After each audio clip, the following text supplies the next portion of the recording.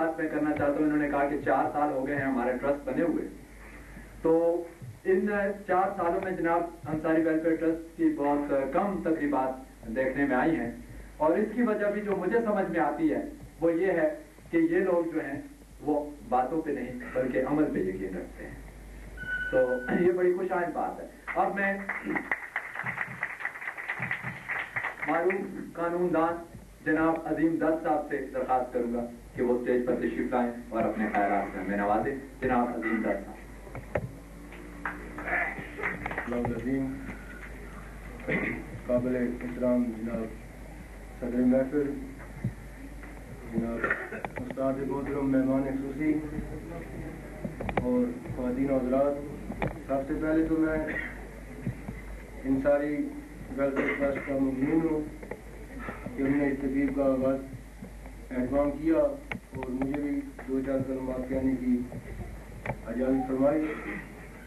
تقریب کا جب آغاز ہوا اور جو کارروائی نے کی, بے شمار باتیں جو ہیں وہ میرے ذہن میں آئی ہیں, لیکن ان کو یہاں میں کرنا مناسب اس لیے نہیں سمجھتا ہوں کہ پھر کچھ لوگ شاید یہ سمجھیں گے کہ یہ اس کو سیاسی رنگ دے رہے ہیں, چونکہ یہ ویلفیئر کا معاملہ ہے, یہ خصوصی بچوں کا معاملہ ہے, یہ ان سماعت اور بصارت سے محروم بچوں کا معاملہ ہے, ان کی ویلفیئر کا معاملہ ہے.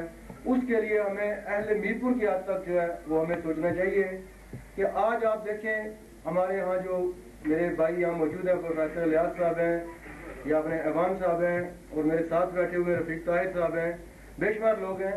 اللہ تعالیٰ نے ان کو بصارت نہیں دی, لیکن یہ آج بھی ہم سے, میں سمجھتا ہوں کہ وہ لوگ جو یہاں پیسے اکٹھے کرنے کے چکر میں ہیں, جو لوگ کالا دھن کرتے ہیں, جو لوگ لوٹ مار کرتے ہیں, ان سے پھر بھی یہ اچھی زندگی گزار رہے ہیں. اللہ تعالیٰ نے ان کو بصارت نہیں دی, لیکن ان کو اور بے طرح کی جو ہے وہ خوبیاں ان میں دے دی ہیں اور یہ اپنی زندگی گزار رہے ہیں. ہم لوگوں پر جو لوگ جنہیں اللہ تعالیٰ نے ان تمام اپنی نعمتوں سے نوازا ہے, ہمارے لیے یہ لمحہ فکریہ ہے کہ ہم ان بچوں کے لیے بھی کچھ نکالیں. اگر کسی کے پاس ایک رقم ہے, اس میں سے اگر چند پیسے بھی وہ اگر کسی این جی اوز کو دیتا ہے یا کسی اسکول میں براہ راست دیتا ہے, اور ایک جو بصارت سے محروم بچہ ہے وہ تعلیم حاصل کر لیتا ہے اور سوسائٹی کا ایک اچھا شہری بن جاتا ہے, تو ہمارے لیے اس سے زیادہ اور بہتری کی بات کیا ہو سکتی ہے.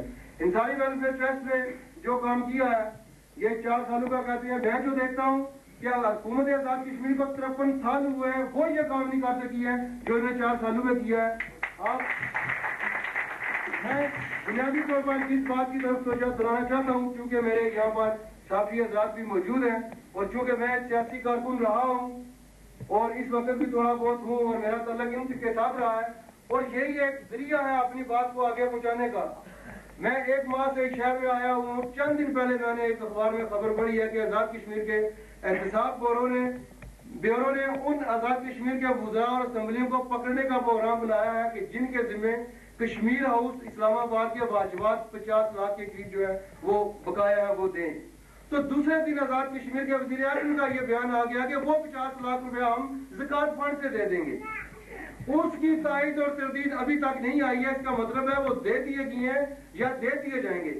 اور میں جو ایک طالب علم ہوں جو قرآن اور حدیث بھی پڑھتا ہوں تھوڑی بہت, اس میں جو مصارف ہیں زکوٰۃ کے, ان میں سے میرے خیال میں کشمیر اور اس کا قرضہ ادا کرنے کے لیے ان جو